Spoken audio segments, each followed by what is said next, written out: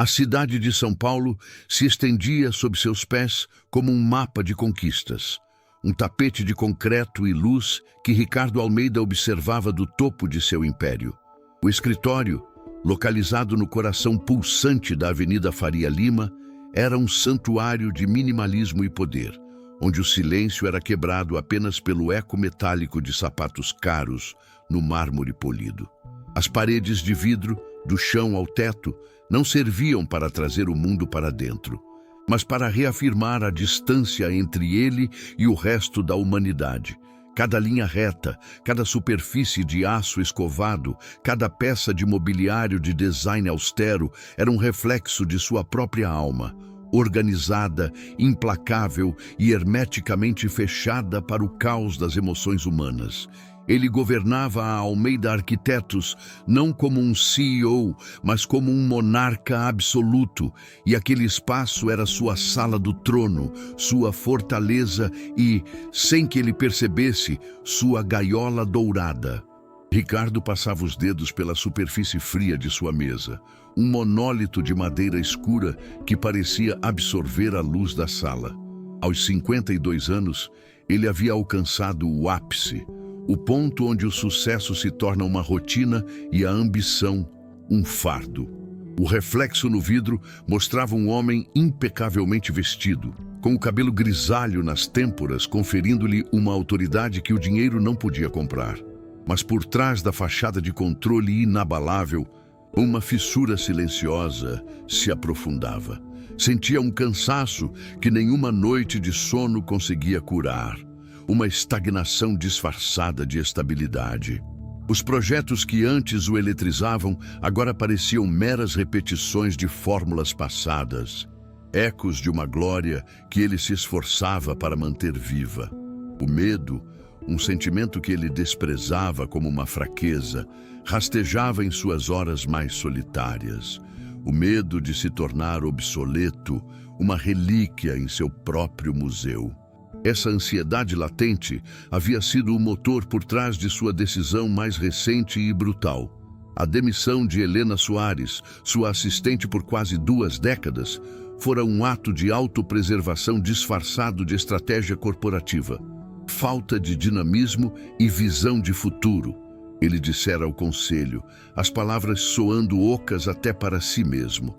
A verdade era que a presença dela o lembrava de um tempo que ele queria esquecer, de começos humildes e promessas não cumpridas.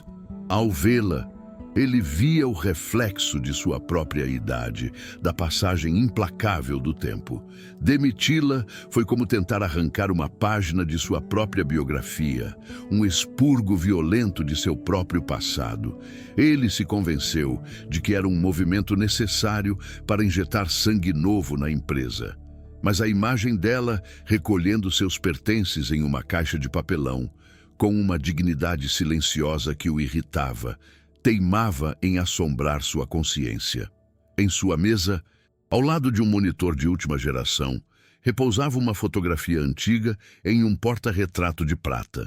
Nela, um Ricardo mais jovem, com o fogo da ambição nos olhos, sorria ao lado de uma Helena radiante. Celebravam o primeiro grande contrato da firma, conquistado em um apartamento apertado que cheirava a café e a sonhos impossíveis. Ele mantinha a foto ali como um troféu, um lembrete de sua jornada, do império que construíra a partir do nada. Com o tempo, ele havia reescrito a história em sua mente, transformando a parceria deles em um conto de sua genialidade solo, onde ela era apenas uma coadjuvante leal. Agora, porém, o sorriso dela na foto parecia conter uma acusação silenciosa, uma sabedoria que o desconcerta. Ele desviava o olhar, sentindo um incômodo que atribuía ao estresse, nunca à culpa. Não muito longe da fotografia, dominando um canto do escritório, estava a maquete do Edifício Vértice, o projeto que os catapultara para a fama. Em cada entrevista, em cada apresentação, Ricardo a chamava de minha visão, a materialização de seu talento singular. Era uma mentira polida pelo tempo, uma fraude que se tornara verdade em sua própria narrativa. A concepção original, as linhas fluidas e a integração ousada com o espaço urbano haviam nascido da mente de Helena, em noites insones regadas a discussões e esboços em guardanapos. Ele fora o vendedor, o rosto público que transformou a arte dela em negócio. Tocar na maquete agora era como tocar em um monumento à sua traição. A textura fria do acrílico sob seus dedos parecia um lembrete físico do abismo que ele criara entre quem ele era e quem ele fingia ser para o mundo. A porta de seu escritório se abriu suavemente. Alexandre, seu filho e arquiteto júnior na firma, entrou com uma hesitação que sempre o irritava. O rapaz tinha o talento, mas não a fome de poder do pai. Pai, o pessoal do financeiro está perguntando sobre a rescisão da Helena. Parece que há uma cláusula de confidencialidade que eles não entendem. Ricardo enrijeceu, a mandíbula travada. Diga a eles para cumprirem o que foi acordado e não fazerem perguntas. O assunto está encerrado. A voz saiu mais áspera do que ele pretendia. Um comando seco que encerrou a conversa antes mesmo que ela começasse. Alexandre recuou, o respeito misturado a uma dose de medo. A menção ao nome dela era como um dedo cutucando uma ferida, que ele insistia em dizer que não existia, revelando a fragilidade por trás de sua armadura de autoridade. Sozinho novamente, Ricardo se levantou e caminhou até a janela. As mãos nos bolsos. A cidade lá embaixo era uma fera adormecida, indiferente a seus dramas internos. Ele se sentia como um ator em uma peça que ele mesmo escrevera, mas cujo papel começava a lhe parecer estranho e vazio. O poder, que antes era um afrodisíaco, agora tinha um gosto amargo de solidão.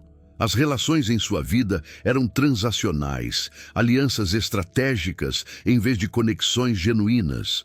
Seus funcionários o temiam, seus concorrentes o invejavam. Mas quem realmente o conhecia? Quem conhecia o homem por trás do mito que ele meticulosamente construiu? O silêncio do escritório era ensurdecedor, preenchido apenas pelo zumbido baixo do ar-condicionado e pelo pulsar de uma vida da qual ele se sentia cada vez mais um espectador, não um participante. A sensação de impasse era sufocante. Ele havia chegado ao topo da montanha, apenas para descobrir que a vista não era tão gratificante quanto a escalada. Cada novo contrato, cada prêmio, cada menção na imprensa especializada era apenas mais um tijolo no muro que o isolava.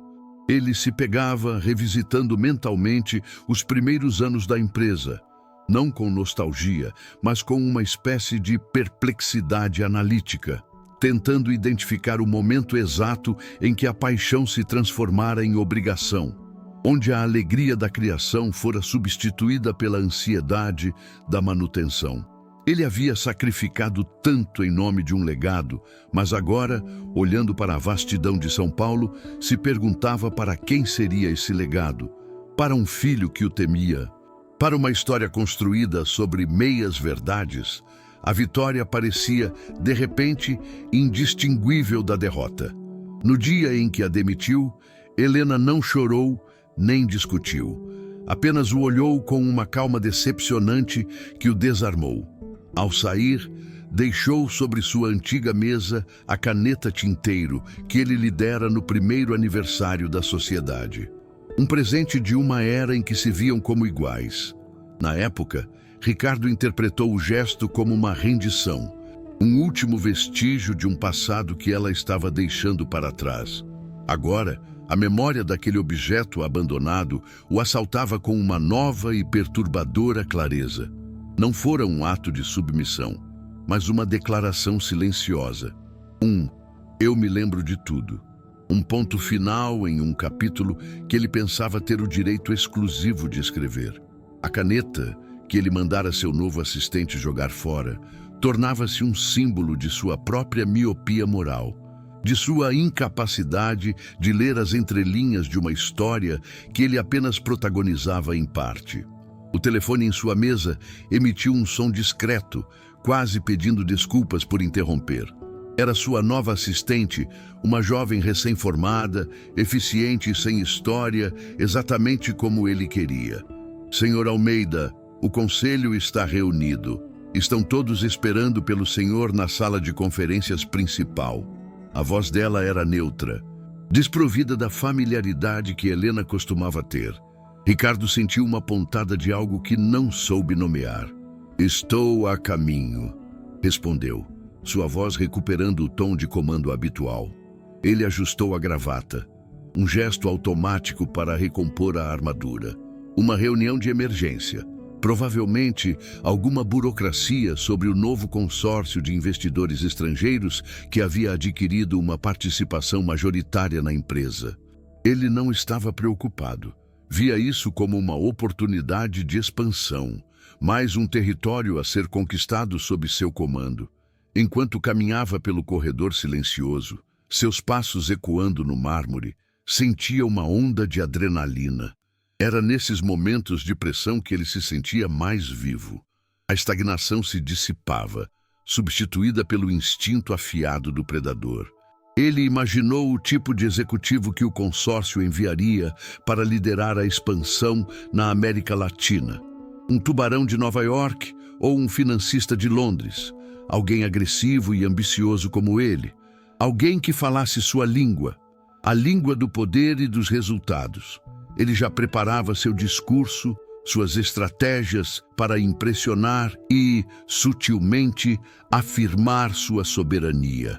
A Almeida Arquitetos era seu reino, e qualquer novo nobre teria que beijar seu anel. A arrogância era um colete à prova de balas, e ele o vestia com a naturalidade de quem nasceu para reinar.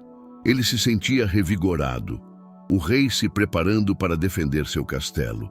A demissão de Helena, naquele contexto, parecia ainda mais justificada. Era a prova de que ele não se apegava ao passado, de que estava sempre olhando para frente, disposto a tomar as decisões difíceis que os outros hesitariam em fazer. Era isso que o mantinha no topo. A fraqueza, a sentimentalidade, a lealdade cega, eram luxos que ele não podia se permitir. Cada passo em direção à sala de reuniões era uma reafirmação de sua identidade, de sua força. Ele era Ricardo Almeida, o arquiteto de seu próprio destino, o mestre de um universo de vidro e aço que respondia unicamente à sua vontade. A paz tensa que pairava nos corredores era o ar que ele respirava, a prova de que tudo estava exatamente como deveria estar, sob seu controle absoluto. Ao chegar à imponente porta de vidro fosco da sala de conferências, ele fez uma pausa. Viu seu reflexo distorcido na superfície, uma silhueta de poder e solidão. Por um instante fugaz, a imagem do jovem sorrindo na fotografia antiga lampejou em sua mente, um fantasma de um homem que ele mal reconhecia. Ele sacudiu o pensamento, classificando-o como uma distração irrelevante. O futuro estava atrás daquela porta, e ele estava pronto para moldá-lo à sua imagem e semelhança, como sempre fizera. Endireitou os ombros, compôs o rosto em uma máscara de confiança inabalável e empurrou a porta, entrando no cômodo sem saber que não estava entrando em uma reunião, mas em seu próprio julgamento. O chão sob seus pés, que ele acreditava ser rocha sólida, estava prestes a se desintegrar. O ar na sala estava carregado de uma expectativa incomum. Os membros do conselho, homens que ele conhecia e manipulava há anos, pareciam tensos, evitando seu olhar. Havia um lugar vago na cabeceira da mesa, oposto ao seu, um lugar de poder. Ricardo assumiu seu assento, o trono de onde presidia, e aguardou. O presidente do conselho, um homem mais velho chamado Afonso, pigarreou. Ricardo, como sabe, o consórcio que adquiriu a participação majoritária decidiu nomear uma nova diretora para liderar a expansão. Eles acreditam que a empresa precisa de uma visão renovada. A palavra renovada pairou no ar, carregada de um subtexto que o atingiu como uma ofensa. Antes que pudesse responder, a porta principal da sala se abriu e o mundo de Ricardo Almeida, construído com tanta precisão e crueldade, começou a ruir em silêncio. Ela entrou na sala não com a hesitação de uma subordinada, mas com a posse de uma rainha retomando seu trono. O som de seus saltos no mármore era diferente de qualquer outro que já ecoara naquele santuário de poder. Era um ritmo deliberado, calmo, cada passo uma nota em uma sinfonia de inevitabilidade. Ricardo ergueu os olhos, a princípio com a irritação de quem é interrompido. Mas o sentimento logo se transformou em uma curiosidade confusa. A silhueta recortada contra a luz do corredor era elegante e imponente. Uma presença que não pedia licença, mas a comandava. Por um instante, o cérebro de Ricardo se recusou a processar a informação visual que recebia, tentando encaixar aquela figura em uma categoria conhecida de adversários ou aliados, sem perceber que ela pertencia a uma categoria que ele mesmo havia criado e descartado, a do passado. Quando ela finalmente parou sob a luz fria da sala de reuniões, o tempo pareceu congelar. Afonso, o presidente do conselho, fez a apresentação com uma formalidade tensa. Senhores, quero apresentar a nova diretora executiva para a América Latina, representando o consórcio Vestra Capital, Helena Soares. O nome atingiu Ricardo não como um som, mas como um golpe físico, uma onda de choque que percorreu sua espinha e paralisou seus pulmões. O ar escapou de seu corpo em um sopro inaudível. O rosto que o encarava do outro lado da mesa era o mesmo, mas tudo nele era diferente. A mulher que ele demitira por ser uma relíquia do passado estava ali, diante dele, como a personificação inegável de seu futuro. E o chão de seu império, que ele acreditava ser de rocha sólida, simplesmente se desfez em pó. Helena não era a mulher de Tyler discreto e olhar cansado que ele guardava na memória recente. A versão que estava diante dele era uma obra de arte de serenidade e poder. Vestia um terninho de corte impecável, em um tom de azul profundo que irradiava autoridade. O cabelo, que ele costumava ver preso em um coque funcional, caía sobre seus ombros em ondas suaves, com fios prateados que não denotavam idade, mas sabedoria. Seu rosto, com pouca maquiagem, exibia uma calma que era quase assustadora.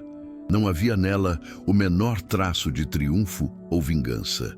Seus olhos transmitiam apenas uma clareza de propósito, uma tranquilidade de quem já havia lutado e vencido suas batalhas mais importantes em silêncio, muito antes de entrar naquela sala. Ela era a antítese do caos que acabara de instalar no peito de Ricardo.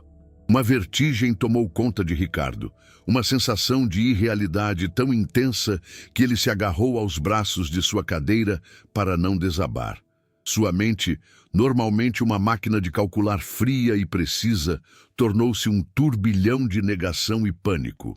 Helena, ali, como sua superior, a ironia era tão brutal, tão perfeitamente arquitetada, que só poderia ser obra do destino ou de uma vingança calculada em níveis que ele jamais julgara possíveis. As palavras que ele usara para demiti-la, falta de dinamismo, visão de futuro, voltavam para assombrá-lo, ecoando em sua cabeça como uma sentença proferida por ele mesmo. Ele a havia julgado obsoleta, mas naquele momento, sob o olhar tranquilo dela e os olhares constrangidos do conselho, o único obsoleto na sala era ele. Ele sentiu o deslocamento do poder na sala como uma mudança na pressão atmosférica. Os homens do conselho, que minutos antes o olhavam com o respeito temeroso que ele cultivara por décadas, agora desviavam o olhar. Suas posturas mudaram. Eles se endireitaram em suas cadeiras, a atenção completamente voltada para Helena, como girassóis se voltando para um novo sol. A lealdade naquele ambiente era um recurso volátil, sempre fluindo em direção à fonte de poder mais forte. E Ricardo acabara de se tornar um rio seco. Ele não era mais o rei em seu trono. Era uma peça de mobília antiga, um item de inventário a ser avaliado e, possivelmente, descartado. A solidão que sempre o acompanhara como uma sombra, agora se materializava, tornando-se uma força visível que o isolava de todos na sala. Então Helena falou. Sua voz era a mesma, mas o tom era novo. Não havia a familiaridade da assistente, mas a autoridade de uma líder.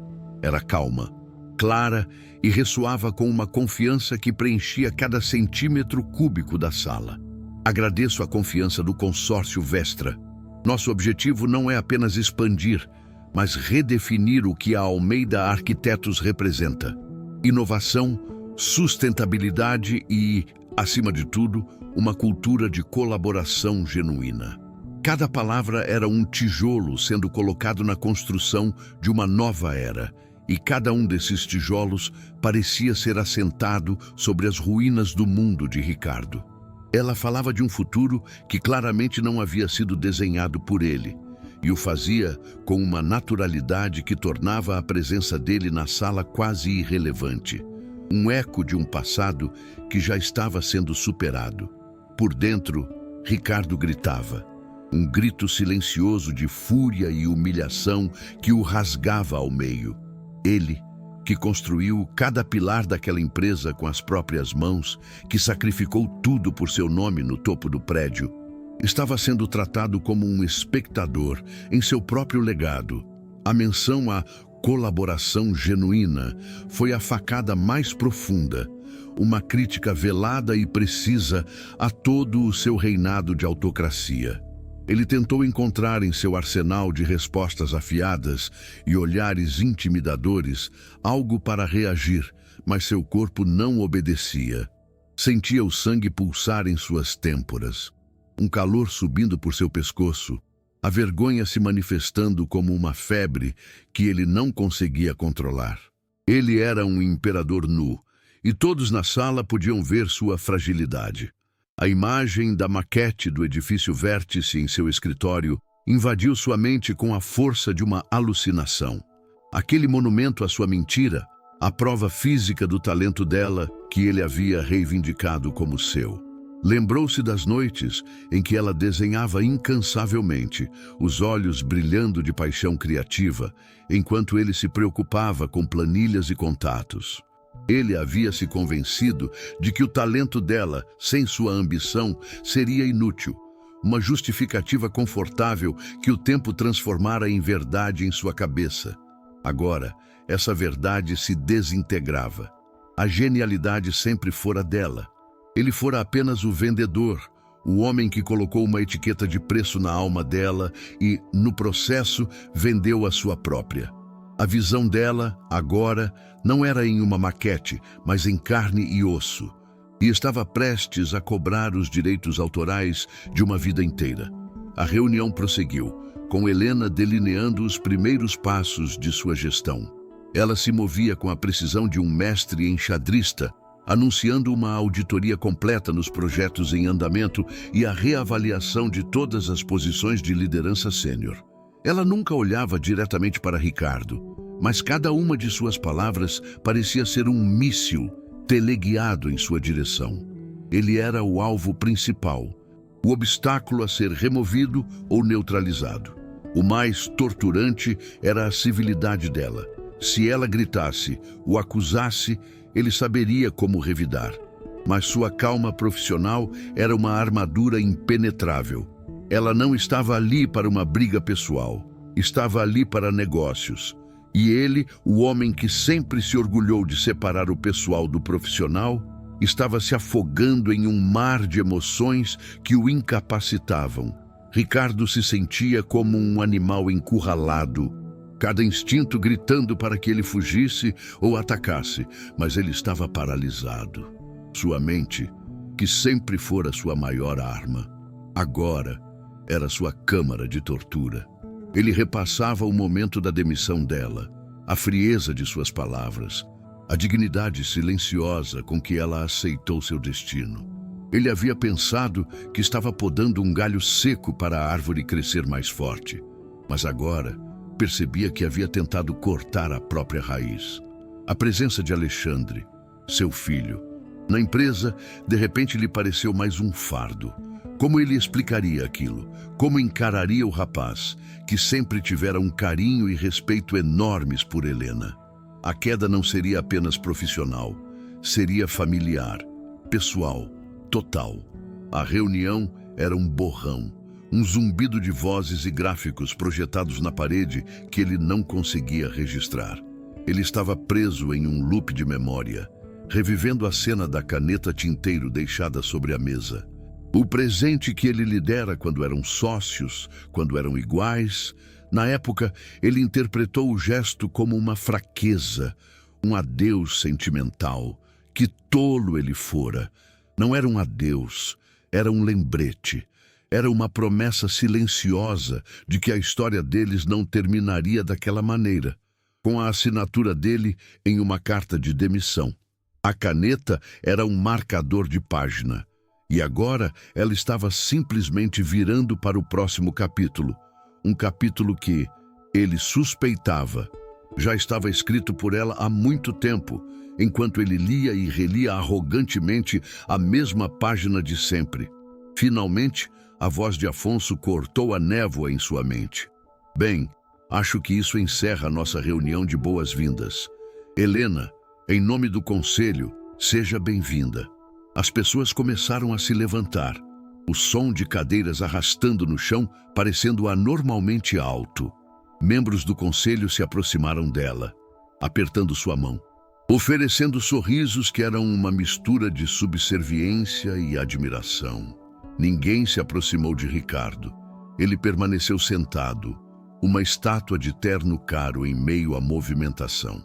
A solidão do poder, que ele sempre considerara um sinal de força, agora se revelava em sua verdadeira forma, um simples e patético isolamento. Ele era um rei em um castelo vazio, cujas muralhas ele mesmo havia construído para manter todos do lado de fora. Enquanto a sala se esvaziava lentamente, os olhares que recebia eram fugazes e desconfortáveis. Eram olhares de pena, de curiosidade mórbida, o tipo de olhar que se lança a um acidente de carro na beira da estrada. Ele preferiria o ódio, o desprezo, qualquer coisa a essa compaixão condescendente. Por um momento, seus olhos se cruzaram com os de Helena do outro lado da longa mesa de mogno. Não havia triunfo no olhar dela, nem mesmo satisfação. Havia algo muito pior, uma calma imperturbável, quase analítica. Era o olhar de um arquiteto avaliando uma estrutura antiga e instável, decidindo se valia a pena reformá-la ou se a demolição era a única opção viável. Naquele olhar, Ricardo Almeida não viu um adversário, viu seu juiz. Quando o último membro do conselho saiu, fechando a porta atrás de si, um silêncio profundo e pesado desceu sobre a sala. Eram apenas os dois agora, separados pela vasta extensão polida da mesa, um campo de batalha onde a guerra já havia sido vencida antes mesmo de começar. Ricardo permaneceu sentado, as mãos apoiadas na mesa, os nós dos dedos brancos. Sentia o peso de 52 anos, o peso de cada mentira, de cada atalho moral, de cada traição, pressionando seus ombros. O homem que se via como o arquiteto de seu próprio destino, agora percebia que fora apenas mais um material de construção nas mãos de alguém com um projeto muito maior e mais paciente. A rainha havia retornado e o xeque-mate havia sido declarado em um silêncio ensurdecedor. Ricardo ficou para trás, uma ilha humana na vastidão da sala de conferências. O silêncio que se instalou não era de paz, mas de vácuo. O som do universo se reajustando a um novo centro de gravidade. Cada objeto ao seu redor, a garrafa de água intocada, o bloco de notas com rabiscos de poder agora inúteis, a cadeira vazia de Helena que parecia maior que a sua, testemunhava sua deposição. Ele tentou se levantar, mas seus músculos pareciam ter se esquecido do comando. A força que o definia, a energia predatória que o impulsionava pelos corredores de seu império, havia se esvaído, deixando apenas o peso oco de um corpo envelhecido. A caminhada de volta ao seu escritório, do outro lado do corredor, de repente parecia uma travessia impossível. Uma jornada por território inimigo que ele mesmo havia mapeado e construído. Com um esforço que lhe pareceu hercúleo, ele finalmente se pôs de pé. Seus passos, antes firmes e ressonantes, agora eram abafados, hesitantes, como os de um intruso em sua própria casa. O corredor de mármore, que sempre fora seu tapete vermelho pessoal, transformou-se em um corredor polonês de olhares e sussurros. Ele podia sentir os olhos de seus funcionários sobre si, não com o medo habitual, mas com uma curiosidade mórbida, a mesma que se dedica a um monumento em ruínas. Ninguém ousava falar com ele, mas o silêncio era mais ruidoso do que qualquer acusação. Cada porta de vidro pela qual passava refletia a imagem de um estranho. Um homem pálido, com os ombros curvados, a armadura de seu terno caríssimo, subitamente inadequada para proteger a fragilidade que se tornara visível para todos. Ao entrar em seu santuário, o escritório que era a extensão de seu ego, o ar pareceu rarefeito. O panorama de São Paulo, antes um símbolo de sua onipotência, agora era apenas uma paisagem indiferente. Seus olhos foram atraídos magneticamente para a maquete do edifício Vértice, a estrutura de acrílico e luz, que por anos fora o altar de sua autoengrandecimento, agora o queimava como um braseiro. Ele tocou a superfície fria e pela primeira vez não sentiu orgulho, mas uma náusea profunda.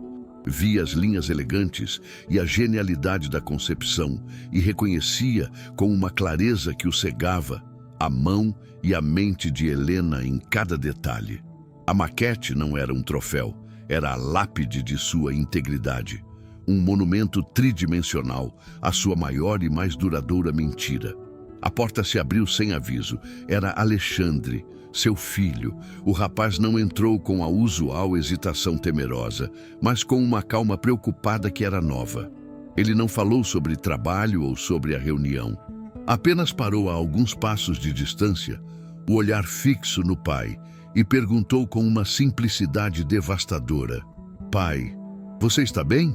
A pergunta, desprovida de qualquer agenda corporativa, de qualquer interesse oculto, atravessou as camadas de defesa de Ricardo como nada jamais havia feito. Não era uma pergunta de um funcionário para um chefe, mas de um filho para um pai que ele via desmoronar. Naquele momento, Ricardo percebeu a dimensão de sua queda. Não havia perdido apenas o poder, mas também o respeito inquestionável da única pessoa cujo legado ele genuinamente se importava em construir. Ricardo tentou mobilizar seus velhos instintos, forjar uma resposta ríspida, um "estou ocupado", que sempre funcionara para encerrar conversas indesejadas. As palavras se formaram em sua mente, mas morreram em sua garganta, sufocadas por um nó de vergonha e exaustão. Ele apenas balançou a cabeça negativamente, um gesto mínimo, mas que representava a rendição de uma vida inteira de pretensões. Viu a decepção nos olhos de Alexandre se transformar em algo mais profundo, uma tristeza compassiva que o quebrou por dentro. Seu filho não o via mais como um gigante, mas como um homem falho e perdido.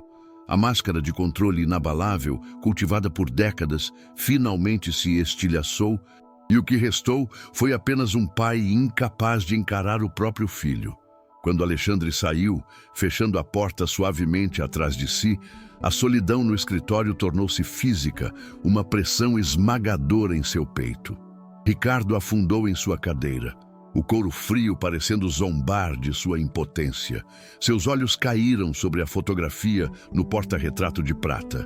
O sorriso do jovem Ricardo ao lado da radiante Helena. Ele finalmente viu o que se recusara a ver por 20 anos. Não era a foto de um gênio e sua assistente, mas de parceiros, de iguais, cúmplices em um sonho compartilhado. Lembrou-se do cheiro de café barato do primeiro escritório, da eletricidade no ar a cada pequena vitória, da forma como o riso dela preenchia o ambiente. A culpa, um sentimento que ele sempre considerara uma fraqueza burguesa, o inundou com a força de um tsunami, afogando-o em um mar de arrependimento. Aquela noite, em seu apartamento luxuoso e impessoal, o sono foi um luxo inalcançável. A cidade que brilhava através das janelas panorâmicas não era mais um troféu, mas uma testemunha silenciosa de seu isolamento. Deitado na escuridão, Ricardo foi assombrado não por fantasmas, mas por memórias despidas de sua própria edição.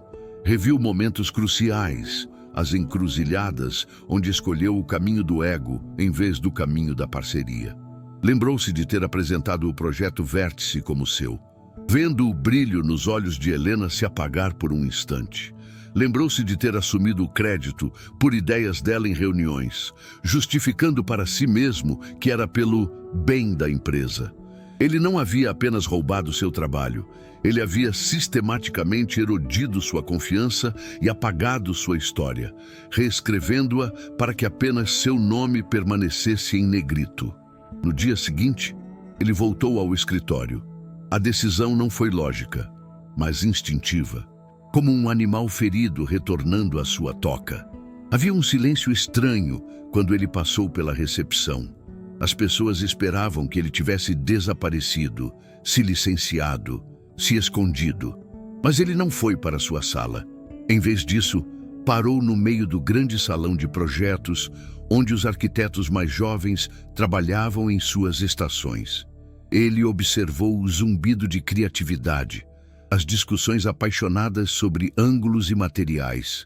Pela primeira vez, não os viu como peças em seu tabuleiro de xadrez, mas como versões mais jovens de si mesmo e de Helena, cheios de uma paixão que ele havia perdido há muito tempo. Ele estava começando a enxergar a empresa não como seu monumento, mas como um organismo vivo que ele estava sufocando. Uma notificação apareceu em seu tablet. Um e-mail de Helena Soares. O assunto era sucinto. Revisão do projeto Ômega 14.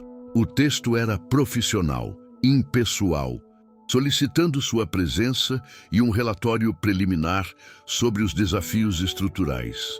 A normalidade do pedido era, em si, uma tortura. Ele, Ricardo Almeida, o fundador, o visionário, estava sendo convocado como um subordinado qualquer. Sentou-se em sua mesa, abriu um novo documento e começou a digitar. Cada palavra era um exercício de humildade forçada. Ele teve que engolir seu orgulho, analisar os fatos objetivamente e se preparar para ser questionado. Talvez até corrigido pela mulher cujo talento ele havia tentado aprisionar por tanto tempo. Aquele relatório era sua primeira tarefa em um novo mundo que ele não governava. Mais tarde, naquele dia, ele encontrou Alexandre perto da máquina de café. Em vez de evitá-lo, Ricardo se aproximou. Alexandre, ele começou, a voz mais baixa do que o normal. Sobre ontem, Ele parou, buscando as palavras certas, que não vinham com a facilidade de seus discursos corporativos. Eu estava errado, sobre Helena, sobre muitas coisas. Não foi uma confissão completa, longe disso, mas foi a admissão de uma falha, uma rachadura em sua fachada de infalibilidade. Alexandre o olhou, o espanto inicial dando lugar a um respeito cauteloso. Eu sei, pai, disse ele simplesmente.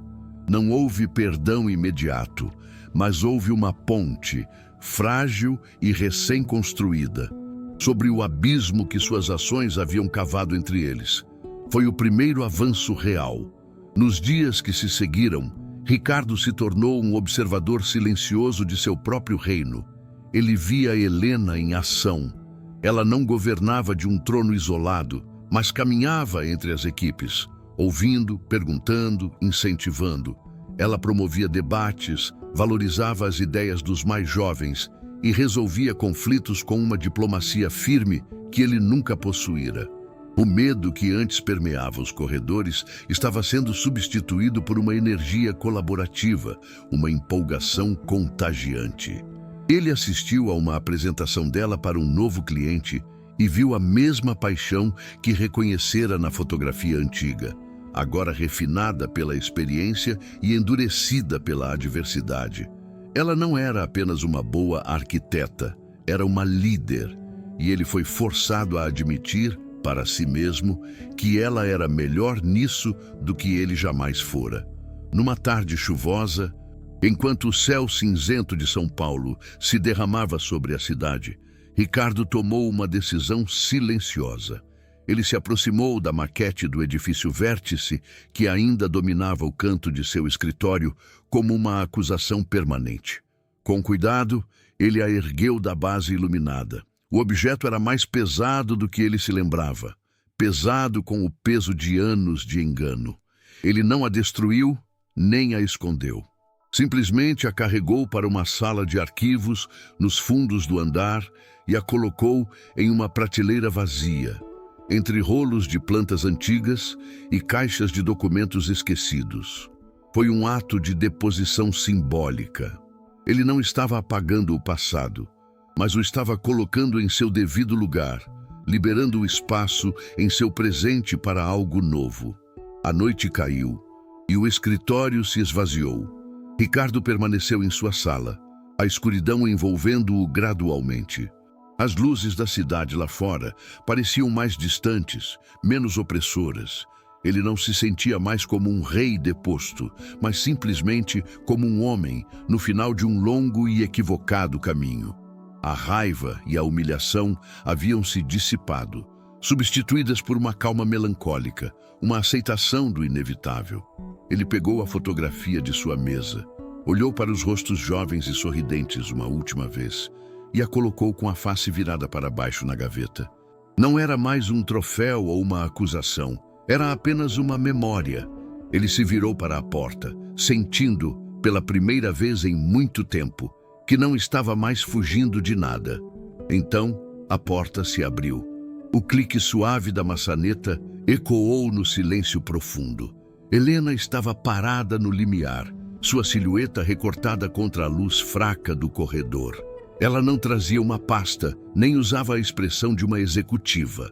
Havia em seu rosto uma neutralidade que era mais intensa do que qualquer emoção. Ela não estava ali para uma reunião, para dar uma ordem ou para anunciar uma demissão. Ambos sabiam disso. O ar entre eles vibrava com o peso de 20 anos de palavras não ditas, de promessas quebradas e de uma história compartilhada que precisava, finalmente, ser confrontada. Ricardo não se moveu, apenas a encarou, o coração batendo forte, pronto para a única conversa que realmente importava. Eu não vim aqui para destruir o que construímos, Ricardo. Vim para consertar o que você quebrou. A voz de Helena era desprovida de emoção, uma lâmina de aço polido que cortava o silêncio e ia direto ao âmago de sua vergonha. Não havia nela o calor da vingança ou a frieza do desprezo, apenas a clareza de um diagnóstico. Ela se aproximou, parando do outro lado da mesa de madeira escura que por tanto tempo simbolizara o abismo entre eles. Aquele móvel, antes um altar de seu poder, agora era apenas uma barreira frágil entre seu passado e seu futuro. Ricardo sentiu um calafrio percorrer sua espinha, a percepção de que aquela não era uma negociação, mas uma sentença. Ela não estava ali para lutar pelo controle da empresa. Ela já o tinha. Estava ali para decidir o que fazer com as ruínas de seu reinado e com ele. Ele abriu a boca para se defender, para invocar os velhos mantras de negócios. Ambição e as decisões difíceis que os líderes devem tomar. Mas as palavras eram cinzas em sua boca, desprovidas de qualquer convicção.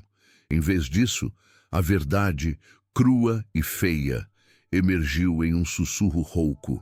Eu tive medo, admitiu ele, o som de sua própria voz soando estranho em seus ouvidos. Medo de me tornar obsoleto. Medo de que o tempo estivesse passando e eu não tivesse mais nada de novo para oferecer. Em você, eu via o meu próprio reflexo envelhecendo. A memória de um começo que eu não achava que conseguiria superar. Demitir você foi como tentar parar um relógio quebrando o espelho. Era a confissão mais honesta que ele fizera em décadas. Um ato de desnudamento total diante da única pessoa que conhecia o homem por trás do mito. Helena o ouviu em silêncio, sua expressão impassível, mas seus olhos continham um universo de compreensão e dor antiga. O que você quebrou não foi o espelho, Ricardo, foi a fundação. Nós tínhamos um pacto, não assinado em papel, mas em noites sem dormir e xícaras de café barato. O vértice não foi apenas um projeto, foi a materialização daquele pacto. Quando você colocou seu nome sozinho naquela placa, você não roubou apenas a minha ideia. Você roubou a nossa história. Você me transformou em uma nota de rodapé na biografia que queria escrever para si mesmo. O que você não entendeu é que, ao apagar a minha parte, você deixou a sua própria história incompleta e frágil, construída sobre uma mentira que um dia, inevitavelmente, desabaria. Sua calma era mais devastadora do que qualquer grito teria sido. As palavras dela o atingiram com a força de uma revelação. A ruína não era sua situação atual, mas a vida que ele construíra. Ele ergueu os olhos, encontrando os dela através da mesa, e pela primeira vez não viu uma adversária ou uma funcionária, mas a parceira que ele havia traído. A arrogância, a raiva, a humilhação, tudo se dissolveu em um único sentimento avassalador: o arrependimento. Me perdoe, disse ele. A frase saiu sem artifícios, simples, pesada e inegável. Não era um pedido de clemência, mas uma declaração de culpa. A única verdade que lhe restava em meio aos escombros de seu ego. Naquele instante, ao pronunciar aquelas duas palavras, Ricardo Almeida sentiu o peso de 20 anos de mentiras finalmente começar a se desprender de seus ombros, deixando-o terrivelmente exposto, mas estranhamente mais leve. Helena não respondeu imediatamente. Ela caminhou até a grande janela, observando a cidade que ambos haviam sonhado em conquistar. O perdão não é algo que eu possa simplesmente te dar, Ricardo. É algo que você precisa construir, tijolo por tijolo, assim como fizemos com esta empresa. Ela se virou, e pela primeira vez havia um lampejo de algo além da neutralidade em seu olhar. Talvez uma melancolia, talvez uma esperança cautelosa. A Almeida Arquitetos precisa de uma alma nova, uma que se lembre de suas origens, mas que não tenha medo de evoluir.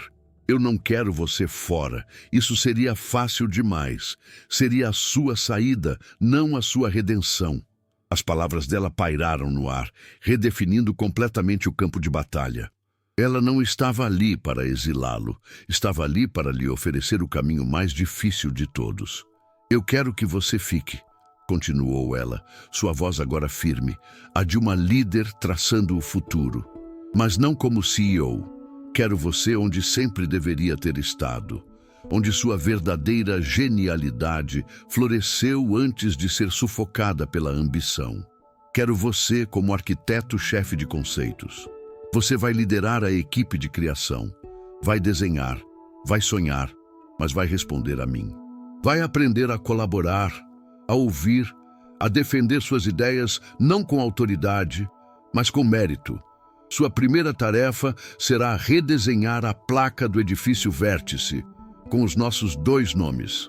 Será um lembrete público, para todos e principalmente para você, de que nada de valor duradouro é construído sozinho.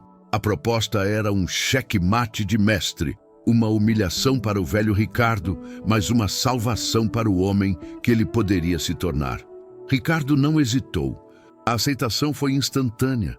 Um aceno de cabeça silencioso que selou seu destino. Era a única escolha possível. O único caminho que não levava ao abismo da solidão e da irrelevância que ele tanto temia. Nos meses que se seguiram, a Almeida Arquitetos passou por uma metamorfose silenciosa. Ricardo, despido de seu título e de seu poder autocrático, redescobriu a paixão que o levara à arquitetura em primeiro lugar. Ele passava horas na sala de projetos, as mangas da camisa dobradas, o cabelo grisalho desalinhado, debatendo com jovens arquitetos.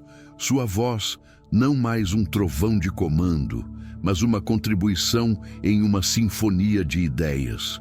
Ele aprendeu a ouvir, a ceder, a se entusiasmar com a visão de outra pessoa. Estava se tornando o mentor que nunca tivera e o parceiro que Helena havia perdido. Sua maior conquista, no entanto, não estava nos novos e ousados projetos que começavam a tomar forma sob sua orientação criativa, mas na frágil ponte que ele reconstruía com seu filho. Certa tarde, Alexandre o encontrou debruçado sobre uma planta e, em vez do silêncio tenso de antes, eles começaram a conversar sobre o projeto, sobre as linhas, sobre as possibilidades. Pela primeira vez, Ricardo pediu a opinião do filho, não como um teste, mas com interesse genuíno. Naquele diálogo, na troca fácil de ideias entre pai e filho, Ricardo encontrou um tipo de legado muito mais real e duradouro do que qualquer edifício de concreto e vidro. Ele não estava mais construindo um império para deixar para seu filho. Estava construindo uma relação com ele, ali e agora. A nova placa do edifício Vértice foi instalada em uma cerimônia discreta, apenas para os funcionários, concebido por Helena Soares e Ricardo Almeida. Ao ver os nomes lado a lado, gravados em metal escovado, Ricardo não sentiu a picada da humilhação que seu antigo eu teria sentido. Em vez disso, sentiu uma profunda sensação de correção, como se uma peça desalinhada do universo tivesse finalmente se encaixado no lugar certo. Ele olhou para Helena, que estava ao seu lado, e ofereceu um sorriso pequeno e genuíno, o primeiro em muito tempo. Ela retribuiu com um aceno de cabeça quase imperceptível. Era o reconhecimento de que a fundação, antes rachada, estava sendo reparada. A história deles, finalmente, estava sendo contada da maneira correta. O que Ricardo conquistou não foi material. Ele perdeu o controle, o título, o escritório no último andar, mas em troca ganhou algo infinitamente mais valioso: a paz. A paz de não precisar mais sustentar uma mentira. A paz de se olhar no espelho e reconhecer o homem que via, com suas falhas e sua recém-descoberta humildade. Ele descobriu que o poder não residia em ser temido, mas em ser respeitado. E que o respeito não podia ser exigido, apenas conquistado através da integridade. Ele parou de olhar para a cidade de São Paulo como um mapa de suas conquistas e passou a vê-la como uma tela compartilhada, um organismo vivo do qual ele era apenas uma parte, contribuindo com sua pequena, mas agora honesta, pincelada. Ele aprendeu a lição mais dura de sua vida, que um legado não é o que você constrói sozinho, mas o que você ajuda a cultivar nos outros. Aprendeu que a verdadeira força não está na armadura que usamos para nos proteger da vulnerabilidade, mas na coragem de removê-la e mostrar quem realmente somos. Entendeu que o medo da irrelevância o havia tornado irrelevante para as pessoas que mais importavam e que, ao abrir mão do controle, ele paradoxalmente encontrou uma nova forma de influência, uma baseada na colaboração e na inspiração.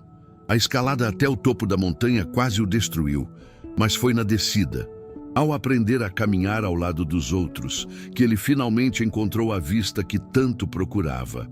Em uma noite chuvosa, meses depois, Ricardo estava saindo do escritório, o último a ir embora. Ele passou pela antiga sala de Helena, que agora era a dela novamente, e viu a luz acesa. Ela estava lá dentro, debruçada sobre uma maquete, os olhos brilhando com a mesma paixão criativa que ele se lembrava da fotografia de 20 anos atrás. Ela ergueu o olhar e seus olhos se encontraram através do vidro. Não houve palavras, apenas um entendimento mútuo que transcendia qualquer necessidade de verbalização. Era um reconhecimento silencioso de sua jornada compartilhada, das ruínas que haviam deixado para trás e da nova estrutura, mais forte e mais verdadeira, que estavam construindo juntos. Ele acenou com a cabeça e continuou seu caminho, o som de seus passos ecoando suavemente no mármore. Ele desceu para a rua, onde as luzes de São Paulo se refletiam nas calçadas molhadas. A cidade pulsava com milhões de histórias, cada uma busca por significado, por conexão, por um lugar no mundo.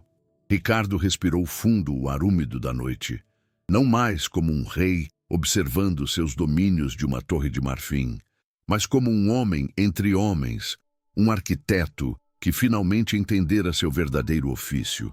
Ele não estava mais projetando edifícios para abrigar egos, mas para conectar pessoas. A jornada o havia despido de seu poder, mas lhe devolvera sua humanidade.